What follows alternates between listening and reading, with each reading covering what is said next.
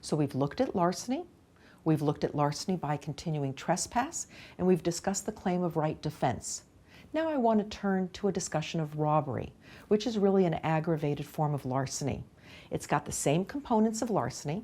It's a wrongful taking and carrying away of the personal property of another, and it's got the same mens rea of the intent to permanently deprive, but the distinction is that the taking and carrying away is accompanied by force or threat of force from a person or in the person's immediate presence. The key in robbery is that we're looking for a causal connection between the force the defendant is using and his obtaining the property. Because implicit in these scenarios is that without the threat, without the force, victim is not turning over his property. Victim is only turning over the property because the force or threat of force he's facing. Remember that for robbery, there doesn't actually have to be a show of force, such as a weapon. What we're doing is we're looking for conduct that threatens the victim so much that the victim's not able to resist defendants taking the property. Generally, the force or threat of force is used to gain property. So let's suppose that D stops V on the street, points a gun at her, demands her wallet, which V turns over. Clearly, this is a robbery.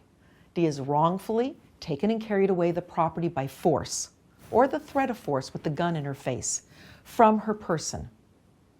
But now what about this example? D is in Starbucks, sees V at the next table engrossed in a conversation with someone. V's open purse is hanging over the chair. While V is not looking, D takes the wallet out of V's purse in V's presence.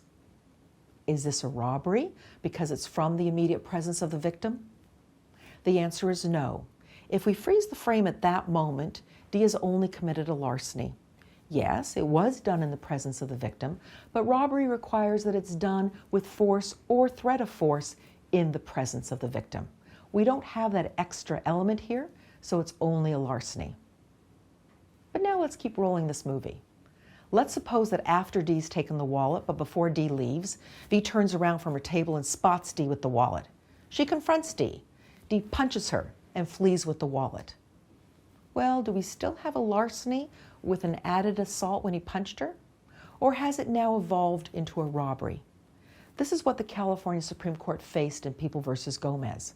Let's see if Gomez will answer our Starbucks question.